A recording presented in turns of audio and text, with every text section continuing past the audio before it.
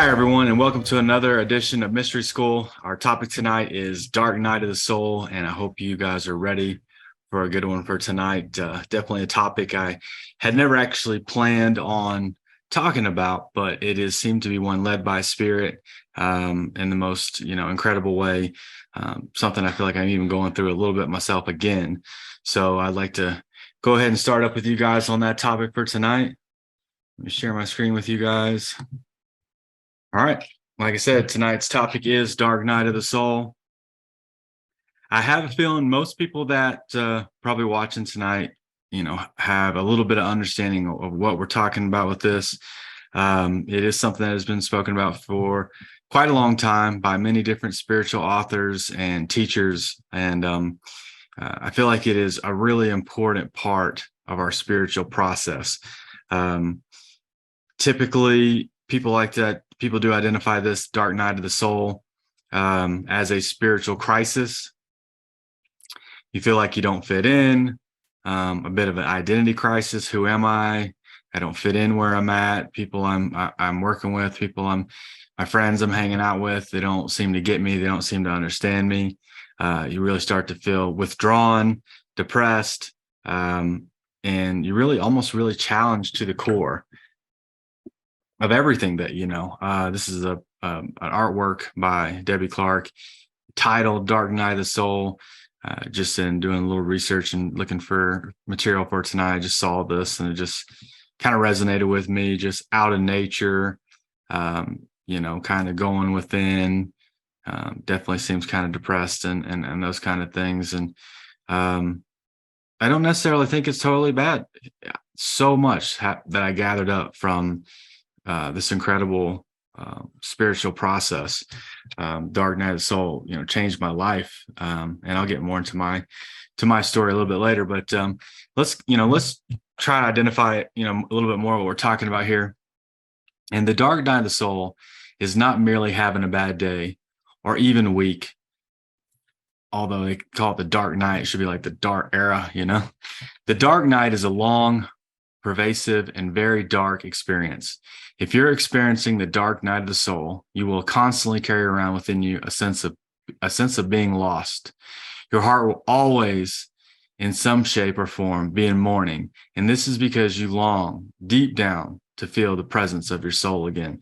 It's almost like we've come to this place in our evolution where we just took a complete wrong turn, and that's why, honestly, I feel like a lot of times it really is better to get totally lost in life, to become extremely cold, better to be hot or cold than lukewarm. Get really lost in your life. And it's really a lot of times where you find yourself not feeling the emotions, the feelings, the kinships, the friendships, the spirit that you really deep long for. And so, ultimately, I feel like this is, part of the graduation process. I mean, if we're, beings that are made up of light and dark, we certainly can't overlook the dark. Ram Dass, the dark night of the soul is when we've lost the flavor of life, but have not yet gained the fullness of divinity. So it is that we must weather that dark time, the period of transformation, when what is familiar has been taken away and the new richness is not yet ours. Definitely love that. I don't know who Lone or Wolfpath is, but when I saw these things, I definitely resonated with a lot of them. So I want to share a few with you guys tonight. The 7 omens of a dark night. Deep sense of sadness, often triggered by your life, humanity. Number 2, an acute sense of unworthiness. Number 3, constant feeling of being lost to a life of emptiness. 4, possess a painful feeling of hopelessness. 5, willpower and self-control is weakened, difficult to act. 6, lacking interest and find no joy in things that once excited you. And 7, you crave for a loss of something, a distant place, or return home. Definitely, when I was in my dark night of the soul, I felt many of these things. I definitely felt sad. I felt so much unworthiness, like I wasn't good enough to even get out or break away from the place that I was when it really first started to hit me. It was almost like everything started to break away: friendships, job, it just all seemed to just start to like not work out anymore. Everything was just start like breaking off and, not working. And it was really tough for me. I was really depressed. I'd almost, really honestly say that suicide was contemplated many times. And almost really honestly, that was like the easy way out, there was so much pain and so much suffering going on. And I knew that was like the easy way out. And I was, really contemplating it. But I know that that's not what I really wanted to do. That's not what I didn't want to take, kind of like this easy way out. But I definitely was there. Just seemed like, I had no real friends. I mean, I worked in a bar at the time. So people that I hung out with and associated with and stuff and called friends. But, when it came down to really needing somebody to be there for you, just wasn't there all the time for me. And that made it really hard and difficult. So it's definitely a dark time for me.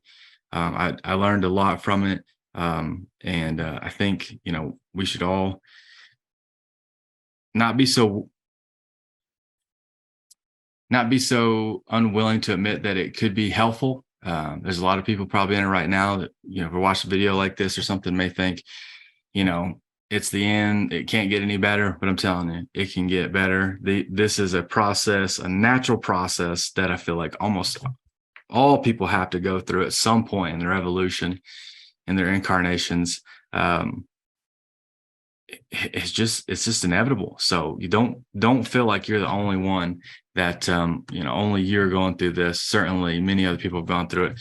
The dark night of the soul is a journey into light, a journey from your darkness into the strength and hidden resources of your soul. Navigating the dark night requires internal dialogue, contemplation, prayer, quiet time, sharing with those who understand the profound nature of inner transformation. When you are in this interior place, you stand at the crossroads of your power, between your ego and your soul, between time and timelessness. That's exactly what I felt like. Other than work, for the most part, there was definitely times where I was just pretty much in my apartment the majority of the time. Sometimes watching, just going down the rabbit hole, watching YouTube videos, reading different kind of books. But I really almost had absolutely no desire whatsoever to really interact with anybody else. I felt like the hermit. It was like the hermit stage of the tarot readings and tarot cards and major arcana.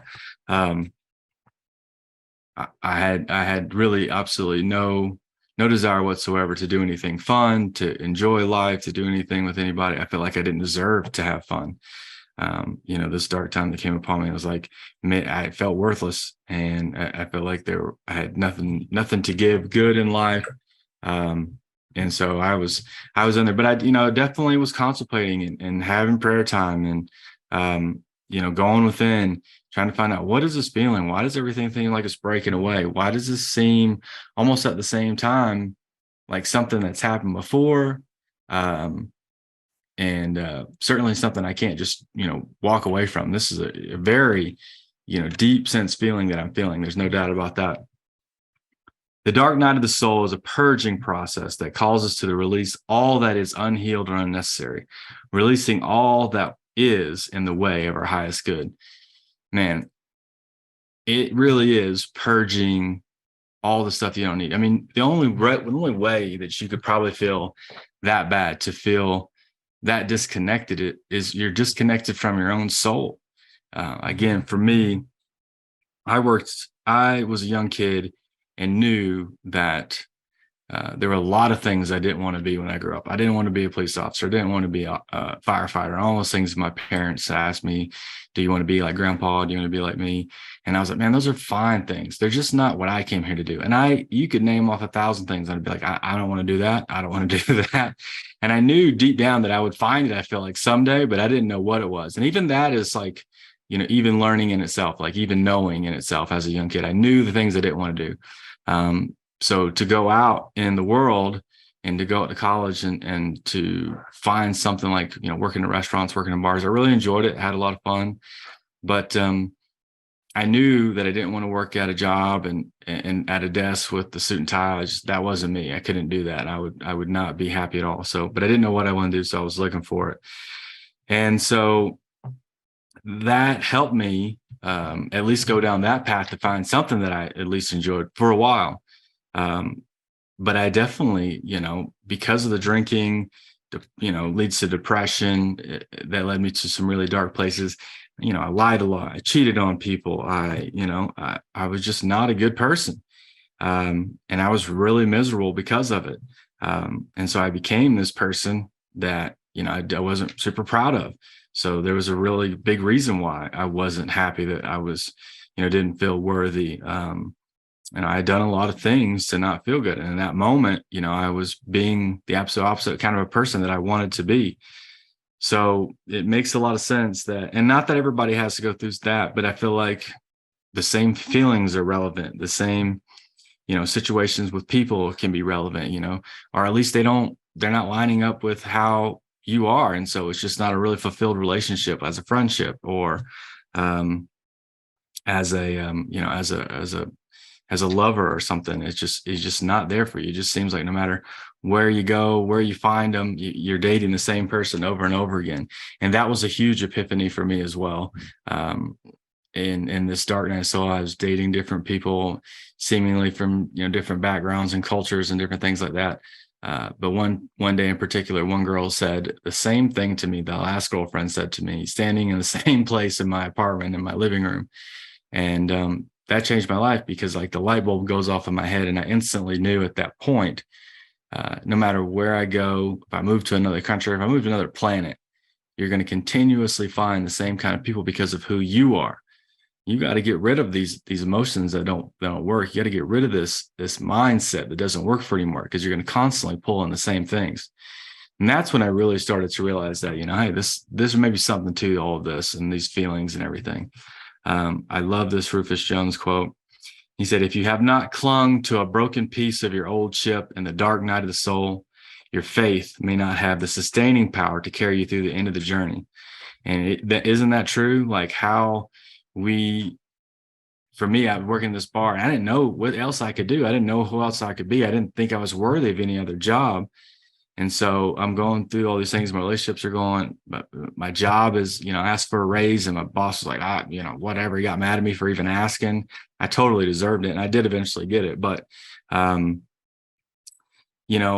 at that, like thing, like, what am I worthy of? What else am I going to do? I feel like I'm hiding behind this bar, and I got this potential to be, something great, but I don't even know what that is. And I'm so afraid to leave it. I'm gonna literally stay clung to the broken piece of this old ship that's breaking down, when I know that this isn't what I'm supposed to be doing. I know there's something better out there for me that I can be much more happier about. But I'm definitely holding on to this old life for a while, but not feeling, adequate, not feeling that I'm worthy of anything else. So, the best things at that moment that I could do was I started meditating. I started going to yoga. And I think one of my first big breakthroughs was going to a yoga class.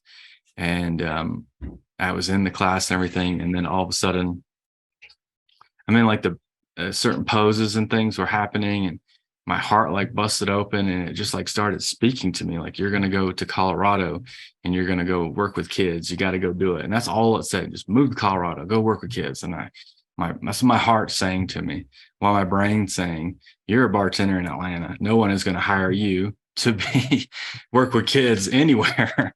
And so again, my unworthiness steps in. I don't feel like I can do it, but I keep doing things to kind of, move forward, because I feel like I'm not going to, I got the thoughts of suicide, but I feel like at the end of the day, I'm not going to kill myself. So what am I going to do? I am miserable, though. I'm absolutely miserable. I realize sometimes that some of these really pretty people that I've dated and stuff were the most miserable people. Just because someone looks really good doesn't mean they're super happy or have a lot of, things going for them other than that sometimes. And so I was miserable, absolutely miserable, and didn't know what to do with myself. There's no coming to consciousness without pain. People will do anything, no matter how absurd, in order to avoid facing their own soul. One does not become enlightened by imagining figures of light, but by making the darkness conscious. And that speaks volumes to me as well. I love Carl Jung, and it was definitely, that was a huge part of it. That this darkness has a place for me too, right? That there's a part of this journey that is totally valid, and I can't just like wish it away or feel like I don't need this part of my life, or how is this going to serve me too? What is this going to motivate me to do that other things won't do? And that's when I realized that suffering was the greatest motivation, probably the best motivation of all time. The probably the best thing that can happen to you to wake up. If you're truly, absolutely miserable in your life, if you are completely unhappy, if your life has become completely cold, you don't want to do it anymore. So there's like two ways out. Either you change it, or you probably do commit suicide. People probably do. A lot of people do. For me, I knew that there was absolutely no way. There's no way that I can do kill myself. So I'm going to figure something else out. And, I was making this darkness conscious. How am I going to use this to be a motivator? I'm in my room, 30 something years old, I'm miserable. Job isn't what I wanted it to be anymore. I'm not happy there. I don't even want to drink alcohol anymore. People that I'm dating the same person over again every time I find someone, and that's miserable. So I stopped dating people. I stopped drinking. I'm still working at the same place. So here I am, a sober person at work, not dating anyone, trying to be celibate. And, that's like just a little bit step up, but, realizing that, man, I've got to get completely out of here. I can't even stay here in Georgia. I've got to completely move. If I stay anywhere close to here, I'll always work at this job and I'll do something else, but I'll always use this job as a crutch. So I got to get out. I've got to completely move somewhere else, far, far away, where there's no crutch in this, I'm never going to crawl back to this job and try to do it over and over again. And so I've got to do that. Here's Eckhart Tolle saying, every spiritual teacher points to the possibility of the end of suffering. And that's a sexy idea for me. At this moment, I'm super suffering in my own life that I've created. And I've realized that I created every bit of it. Now it is true that most teachers have to go through the dark night of the soul, although for one or two of them, it was very, very quick. And maybe Eckhart Tolle is the reason why they call it the dark night of the soul, but it should be dark nights or the dark era. For me, it was a long time. It was years probably of feeling this feeling. And like I said, again, I knew I had to change it. The dark night of the soul comes just before revelation, when everything is lost and all seems darkness. Then comes the new life and all that is needed. Man, that's what it is. There's a new life out there. And when I did that yoga class that day, my heart opened up and said, I got to work with kids. It kept saying it. It never stopped saying it. I knew that was the goal. And, I was doing meditation. I was learning about law of attraction, all the things. I knew that there was another life out for me, that no matter how much money I made, was so much more richer than the life I was currently making, that I was able to literally sell everything that I owned or give it away. I gave a lot of things away to my friends just because I felt like, I don't know, I wanted people to have something of me when I left, or, maybe it would be something of mine that would spark their journey into becoming who they really are in a small way. So I gave a lot of things away, and I could have rented a U-Haul or something, but I didn't. Whatever fit in my car, everything that I could fit in my Jeep Wrangler at the time, that's what I'm taking with me. That's it.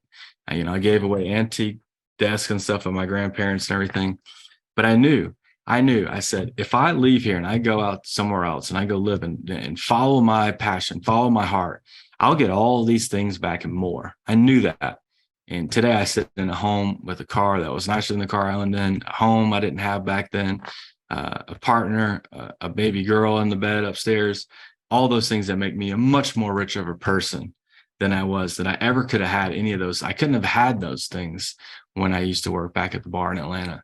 I definitely didn't deserve them because I didn't feel worthy of them. How could I have them? How could I get them if I didn't even feel worthy of them? So many times that those things, even came close to fruition, I would screw it up. So there's so much in this dark night of the soul. We need to remember, you know, don't let this little moment here in your life completely just absolutely eat at you. Let it be your motivation to change. During that dark night of the soul, I planned an escape. I said, I'm escaping from this. I'm escaping from this life, from these feelings, and I'm going to create a brand new life. I'm going to, take this as the seed going into the dark dirt, and I'm going to be planted in, and I'm going to grow something new. Wherever I go, I'm going to thrive. And I knew that. But there were other things in there too. I mean, so many realizations that I don't think could have happened any other way. A lot of people talk about the soul, like the soul family and soulmates and stuff. I learned in that dark night of the soul that even my enemies were my soulmates. And just a short story, like there were people that I hated back then. I had a lot of hate in my life. I had a lot of grudges that I kept against people. I did find out in yoga class one day in a back bend, all of a sudden I let go of a ton of what do you call it? Pent aggression, holding on to anger with somebody. I did a back bend one day. All of a sudden, it just released, and I knew that there were certain people that I had held grudges against them, and it caused me physical pain in my back. And then all of a sudden, it was gone. But I knew that enemies were soulmates as well. The people that I was there with and living with and hanging out with that I hated, I tried to get rid of at the bar one day, and I would turn around the next day, they were right there hanging out with somebody else, and next day hanging out with somebody else. And I would tell people, don't hang out with that person, don't do this. And and next thing you know, one day this guy walks in. I had thrown him out of the bar literally one time, and thought that he would never come back. Sure enough, he always came back. He came in one day at 5:00. I was the only person in there setting up, and he's just wanted to talk to me. And I was like, all right. And it was just that overwhelming feeling.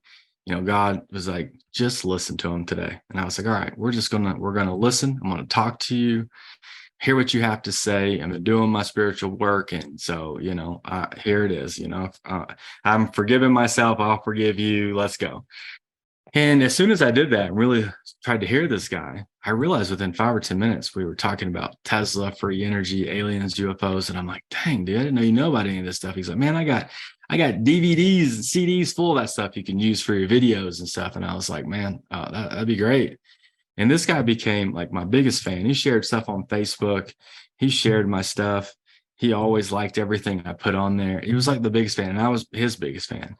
And anyway, so after we made up, and I went to go talk to my boss, and I was like, I made up with Key West, and he said, I can't believe you ever hold a grudge again. That guy's just like you more than anybody else I know. And I was just like, wow, more like me than anybody. He's like, yeah, y'all all talk about the same thing all the time, all the same stuff. And I realized it was me that projected things that I didn't like about myself onto him. That didn't say that it was me. It was Key West. It was this other person. It was this other guy that he's the guy I don't like. It's not myself, but it was really myself that I didn't like, and I didn't forgive. And so I realized at that point, I had probably incarnated with this guy over and over and over again, and hated this dude. And hate and love are just the extremes of emotion. And you can flip them. Like hate's like love in reverse. And as soon as we did that, as soon as I heard him out, that's exactly what happened. And I never had any negative feeling to him ever again. So there's so many things that you can learn. The same thing with the girls. I dated the same girl over and over again. There were things that I found, practices, yoga, meditation, monatomic gold, where I would just had a lot of extra cash. So I would take pounds of that stuff and eat it and drink it, have huge revelations in my house. Spiritual concepts that I used to give people money all the time. On my way home, I'd walk home from work 3 or 4 or 5 o'clock in the morning. Man, there'd be like 10 homeless people asking for money. I'd always give every single one of them something, $5-10, whatever. And I always felt good about that. But all my other friends were always like, don't give them money, Jacob. They're going to go buy drugs and they're going to buy this. And they weren't wrong. So I was like, okay, maybe I shouldn't give people money at 5 o'clock in the morning. And so I felt weird about it. So I stopped doing it. And I told them all why I wasn't going to do it. Please don't ask me. And it went probably like 5 months and no one asked me, and I didn't even think about it. And it was just kind of a weird situation where every time I walked home, almost no one ever asked me. And but I was doing my work, I was doing my meditation, I was doing my yoga, and going to spiritual places already. And one day this couple came up to me asking me for money so they could get some burgers from Checkers. And I really like them, Reggie and Zeta. They're beautiful people. They actually refer to themselves as home free instead of homeless, which I kind of admired. They didn't have the troubles of having homes. And I was like, okay, I see that. And they would do anything for me that I asked them to. So take out trash. They come to my house and take out trash, whatever. And so I gave him $20, and I hugged him, and I told him I loved him and I cared about him, and here's some more money for it. Get something in the morning, some breakfast. And I went to my house, and I went to bed, and I woke up the next morning. And as soon as I did, I got a phone call from an ex-girlfriend looking to buy a rock band, the guitars, the everything, the drums that I had tried to sell on Facebook and everywhere else. Never got one bite. And at that moment, we hadn't used it for months. And so I would have gave it to him for practically free, $20. Here's all of it. She's like, okay, she'll call you in a second. And so she calls me, and they offered me $200 for it. And just she goes, I know what you got. They already told me so. We'll bring it over in just a few minutes. And I was like, okay, great. And I got off the phone, and the light bulb went off in my head. And I realized $200 is tenfold of that $20 I gave to Reggie and Zeta in a way that I'd never actually gave him money before. I gave it with no conditions to it. Totally grateful to have it and give it to them. And that light bulb goes off my head, said, that's how you feed 5,000 people with 2 fish and 3 loaves of bread. And I was like, wow, you can really amplify all kinds of stuff if we really were in that kind of state. So this dark period brought me revelation after revelation. Once I really started to embrace it, once I really started to realize that, there's a reason for this. This is the moment in my life that I really need to embrace, even before I get to Colorado or wherever else. Go ahead and start embrace it now. And when I did, I really did have pretty crazy things like that happen. And here is the Tower card from the Tarot deck. It's a major arcana card, the number 16. I believe this to pretty much be Dark Night of the Soul card. This is the natural evolution, a natural process that this major arcana that explains. Here it is, 2 people jumping out of this tall tower on a mountain. I'd almost see that as like ego, and it's showing the crowns, right? And one person has a crown. I kind of feel like that's saying these people are, no matter who you are, if you're a king or a prince or someone with a lot of money or this or that, we're all going to go through this stage. We're all going to hit this lightning bolt of enlightenment that's going to come hit our nice little tower, all built up tall and high in its high place. That bolt's going to hit us all. That light's going to come in no matter how far we try to build it up. I mean, even look at someone like Will Smith, just going to use him as a great example. Everybody likes Will Smith. And then he did what he did. And all of a sudden, man, could you not describe probably what he's going through as a dark night of soul? He's made it to the top of the mountain. He slaps Chris Rock, and now it seems like everyone hates him. He can't, things aren't working out for him. But I say it's not bad. Good for him. What a great ego check. What a great moment in his life to really become the person that he wants to be. So I don't see this as like wishing negative on somebody. This is a great part to be at in your life. And it's knocking that crown off the top. This is it. The major arcana of the Tower upright, upheaval, lack of security, lack of safety, security, and structure, danger, crisis, destruction, elimination, unforeseen change, a time for a restructure, a destructive event that was due to happen in time. Again, upheaval, the rug being pulled beneath your feet, a time for a restructuring. Yeah, 16, change, option, determination, a spiritual awakening, sudden change and shifts, revelations, change for your highest good, divine intervention. Man, all that, when you really think about it, it's good. That's great. That's a good thing. You can't sit up there in your ivory tower all day, and not be connected to Mother Earth, connected to other things. You're going to get knocked out of there.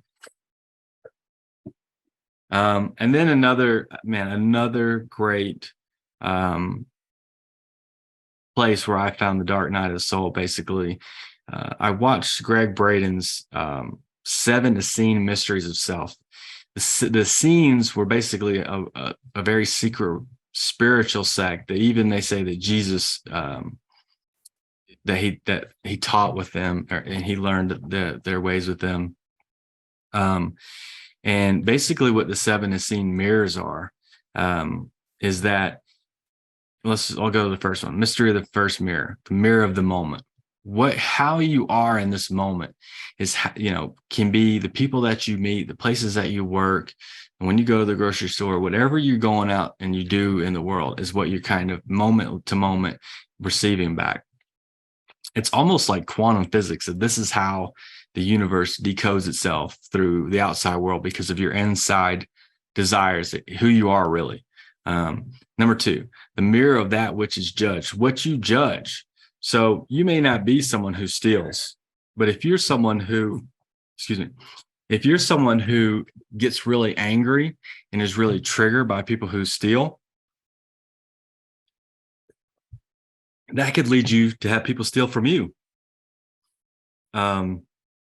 That's literally what it's saying. So not that you steal, so you're stolen from. That's definitely something that can happen with the first mirror. But just getting a really huge charge on people who do that kind of stuff, you can guarantee you that's what's going to happen to you. Number 3, the mirror of that which is lost, given away, or taken away. And I'm not trying to go through all these on a lot of depth, but they're so good. I encourage all of you guys to go. If you haven't watched Greg Braden's the 7 Essene mirrors, go watch it. And it's really long. And I probably watched it 100 times, and I just find so much in every time. But what you lose as a kid, what you give away, what's taken away, your spunk, your spirit, you're often looking for that. If you've lost something like that in your life as a child, you're trying to find it in others. The extrovert personality, bubbly personality, something that you had as a kid probably, and you've lost it, and now you're trying to find it. Number 4, the most forgotten love, your love life and everything, the things that you've lost, but even it could be your parents. But number 5, the mirror of the father and the mother. What your mother and father literally mirror your relationship to the divine masculine, divine feminine. Then number 6, here it is, mirror of the quest into darkness. Number 6 is literally the dark night of the soul. Number 7 is the mirror of your self-perception. So as we go out in the world, the places that we go, the places that we shop at, the places that you work, no matter where you go, you will constantly pull mirrors of yourself through other people that you meet, situations, circumstances, and events. So again, number 6, in you, I see my most feared aspects of self-worth, trust, abandonment, and loneliness and aloneness. Flash moments leading to life-changing insights. So again, this is, all these things. It's like looking at the scariest thing that you can possibly imagine and learning something and really getting something from it, because that too, even the scariest things in our life can bring forth the greatest change in us. And that's what they're going to do, literally. That's what it's there for. The 6th mirror reflects back to us the quest for darkness, or what is often referred to as dark night of the soul. This is when we meet our greatest challenges, our greatest fears, and have gathered the tools and understandings in our life to confront them. God never gives us more than we can handle, and we have a choice in every experience to greet it as a powerful manifesting God, goddess, or a victim. I don't want to be a victim anymore, man. I don't want to have this victim mentality and that someone has to come save me. Man, you are at your rock bottom.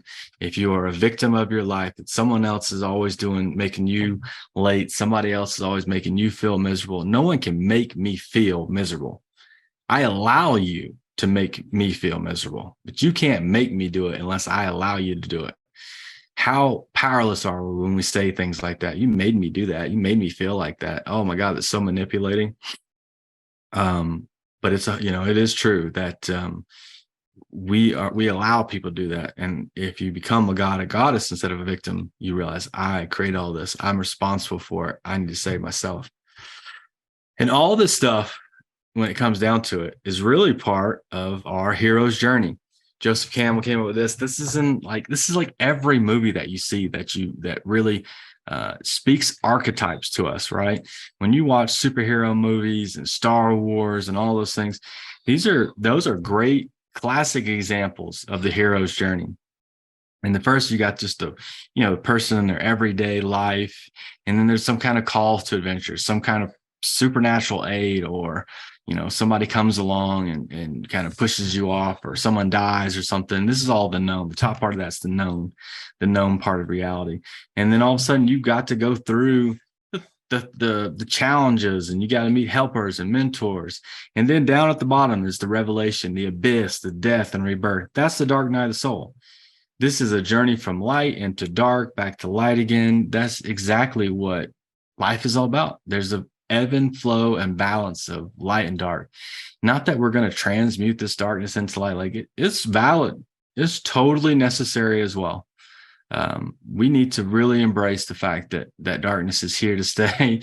We're probably going to go through many different types of dark nights of the soul. Now, it doesn't have to be this complete breakdown of all the things that you have, but there are certain aspects that's going to break down your ego to have a death of that, to rebirth and rebuild a new one. So you can transform, and you can the atonement, the awakening, and then return back with the knowledge of, and there's all kinds of different parts of this call to, in the hero's journey. That was just the broad skeleton of it. There's a lot of stuff that goes in there as well. But the greatest movies that you watch all have this stuff in there. All have these different parts in it. If you want to watch a great movie that can help explain this, Finding Joe, one of the best movies I've ever seen. I've probably watched it 100 times. Just so powerful, and how it describes exactly like the hero's journey, and each of us are our own hero. And so when we see those heroes go through those trials and tribulations, I mean, the best movies are all about the fact that someone has to face something really dark. And when they, and it seems hopeless and terrible at the time, but after they come over it, or after they, get through it, how much better they are for it, how much they've grown, how much more powerful they are because they went through this dark, deep thing. And it's all about facing yourself. Even the story of Star Wars, when Luke has the dream, he cuts off Darth Vader's head with the lightsaber. And he looks at his head, and it's his face inside Darth Vader's. It's you that you're fighting, right? And we have to become the hero of our own journey. But yet we watch these heroes on television. We watch these heroes. We read about them in books, and it calls to us, right? It calls to us and excites us, because it's like your subconscious is saying, man, it's time for you to do that. Time for you to be that. And we don't really get the point. And somehow I feel like it almost kind of synthetically does it for us a little bit. And so then we don't go out and be the own hero of our own life, because we've watched it on TV so many times. It almost like kind of satisfies us internally that we don't actually have to go do it. So sometimes it's good to turn TV off and become the hero of your own journey instead of watching them on TV all the time. And again, so I told you that this is a journey of light in the dark, that the dark gives birth to the light, the light gives birth to the dark. This is a two-dimensional figure of a torus, if you know what a torus is, where you have the inner workings of like an apple or orange, or the magnetosphere around the planet, where the center comes up and out and down again and back up again, and it's just this free-flowing circuit of energy. That's how stars move throughout the galaxy. It's more than just this little symbol of light and dark. This is a process of the universe that I think is a symbol for us to understand. The yin yang, the symbol of harmony, reminds us that life is a balancing act, and most fulfilling when we learn to embrace its dualities. So important, right? Like, we have to realize, like, it's not something to be afraid of. It's not something to walk away from, to get away from, to not accept. That darkness is there for a reason. One of the revelations I had in Atlanta before I moved out here was the fact that I was meditating. I was, laying in my bed and just totally relaxed and succumbing to all that is and asking for huge enlightenment ideas to come through me. And I saw the universe, and I saw what was like a black hole to me, and I saw light swirling around into it, and it was being pulled into this dark hole, where eventually it was birthed out, and it was swirling out light again. And then I realized, oh man, that's the center of the galaxy. The center of the galaxy is a black hole, and it's pouring out this, spiral of light. That's the galaxy. And I was like, that's me too. I'm a black hole, because I had realized at a point, like, I'm a black hole of energy. Like I'm sucking in all these things until I finally sucked in something that was worthy: yoga, meditation, this monatomic gold, meaningful relationships, all these things. I was like, man, there's things that are actually worth something besides money, sex, and drugs, and things that I've been trying to suck down forever. It hadn't done anything for me. So anyways, I realized that was really important. There is something about this light in the dark, to not just be light workers, to not just be, I'm going to live in the light, positive vibes only, man. People are still going to die. You're still going to cry.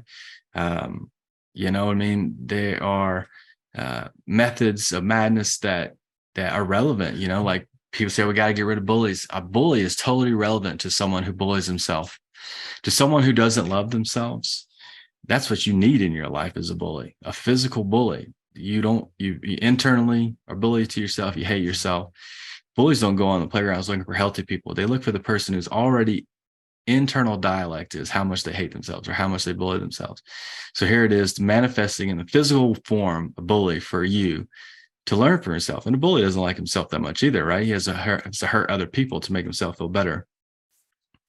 So it's all relevant. It's like this cosmic dance that we have to identify and know, and the universe is a perfect place, and everything's getting just exactly how it's supposed to be done. And realize, man, this darkness is necessary. How can I be substantial if I do not cast a shadow? I must have a dark side if I am to be made whole. And accepting that dark side is part of it. So when you finally learn to accept your shadow self, I am perfect, whole, and complete, just as I am. Even Skeletor could do it, right? If Skeletor can love himself, I feel like we all can. It's so important. No matter who we've been, no matter where we've been, no matter what we've done, you can forgive yourself and learn to realize, like, that too was a definitely needed period in my life for me to be able to learn how to balance the light and the dark in my own life. To not give responsibility over to anybody else, take total responsibility for yourself and learn how to balance it. That, creation and destruction are basically the same thing. Light and dark, hot and cold. They're just the extremes of the same thing. And we need to realize that we can balance these things within ourselves. I love this quote too from Star Wars. There's so much great archetype in Star Wars and so much truth, to be honest.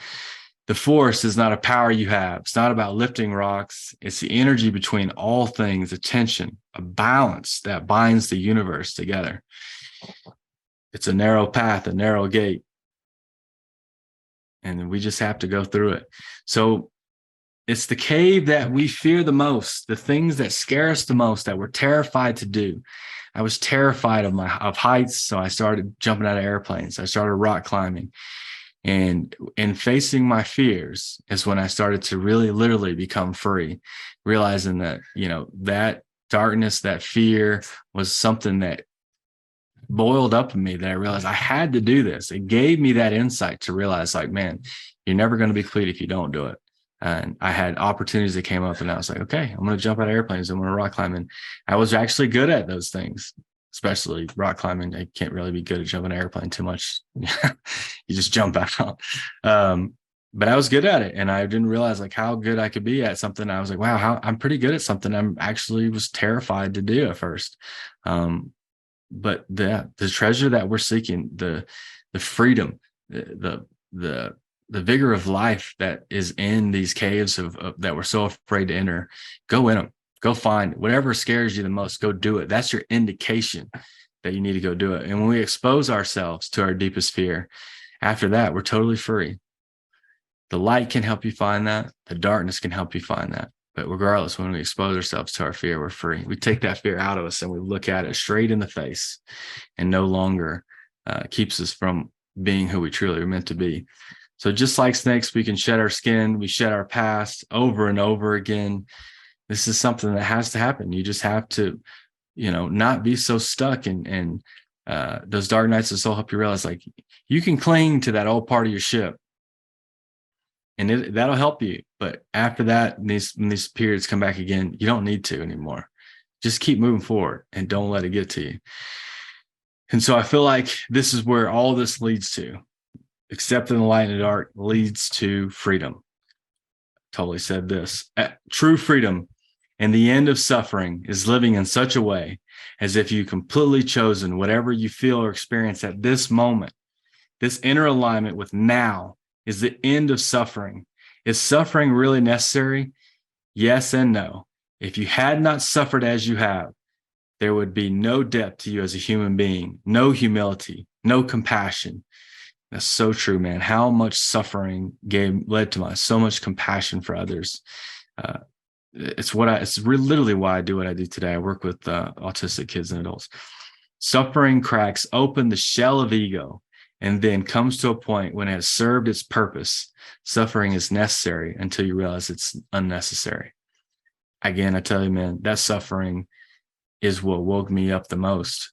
And that dark night of the soul is where I suffered the most. So I have everything to give to that dark night of the soul. That's where I became who I am now. It's not because I moved to Colorado. It was all because of that. That gave me the reason to go do it. To be completely miserable. Man, what a great thing to be completely miserable, to be completely cold in your life. So when we heal ourselves, we heal the world. When we save ourselves, we've saved the world. This is so important, man. Everybody wants to change the world. That's what Gandhi said. You want to change the world, first change yourself, right? When we change ourselves, we are changing the world because you're part of it. You're not separate from it. You are part of it, just like, the trees and the grass and the stars. We may seem small, and that's good too, to realize, be humble and realize your, humility in that. But you're just as great as any star or any planet or anything that ever has been, or any person that's ever come or will come. We just have to realize that. So when we really work on ourselves, when we heal ourselves, we love ourselves, we heal the world, we love the world.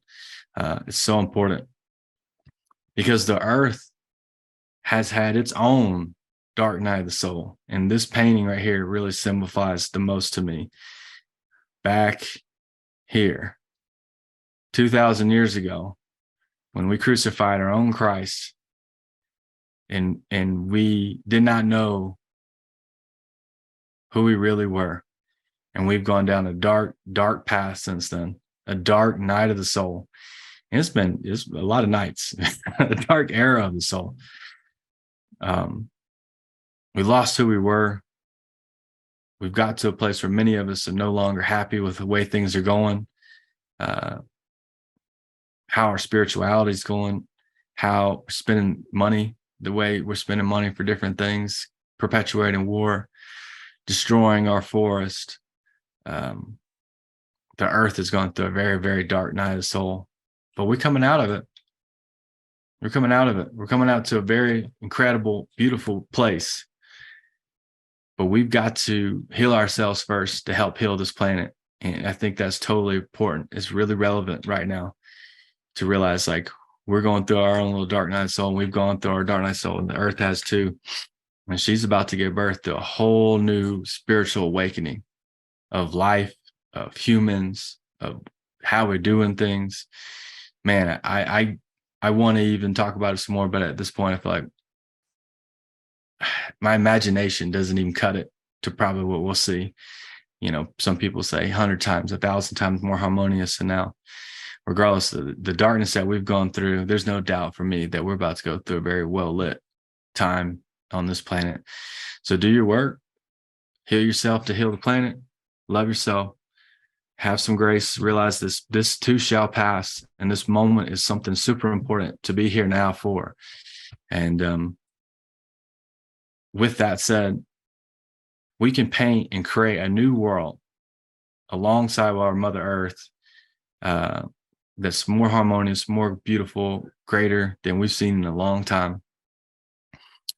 That's what I'm here for. And I think I know most people on this talk tonight, join us, the people who watch this on YouTube later, on Ascension Works Television, on Rumble, whatever it is.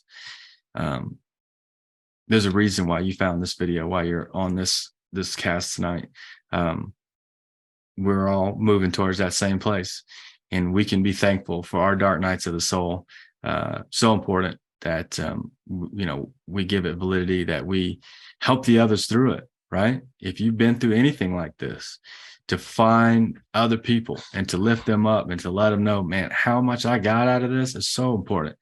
I honestly feel like I let some people down by not talking about this sooner, by not talking about topics like this sooner sometimes, because I know a lot of people have gone through it. I know a lot of people going through it. I do feel like for myself, I got a dark time going on right now. Not anywhere to the extent that was back in Atlanta in those days, but something inside of me is, really feeling some darkness in there, some teaching in that realm, in that way. And so I'm listening. And so tonight, this was totally inspired by Spirit to give you guys to talk about something I feel like is really important that maybe we don't talk about enough. And I wanted to give it that validation tonight that it definitely deserves. So thank you guys for being here tonight. I am totally, incredibly grateful to each and every single one of you for being here. I'm trying to take my share off real quick. Nope, stop sharing. Here we go. I'm incredibly grateful for every single one of you being here tonight. For everyone who watched this video later, please share, subscribe. Anybody who's going through something like this, send them this video, talk to them, let them know your experiences. We're definitely going through a larger dark night of soul with the planet as well. And it's imperative that we help every single person out that we possibly can. It's all about loving. It's all about helping and serving each other. There is no greater person on this planet than one that serves other people. I totally believe that. So thank you guys for coming. I appreciate every single one of you. I'm so absolutely thankful for this moment in time, this life that I've been given. I promise to do the best with it I've got. I love and I see the divinity in every single person that's here with us tonight, and every single person that's on the planet with us, no matter who they think they are, what they think about themselves. I know that each and every single person is God in the flesh. And I thank you guys all tonight for being here. Namaste.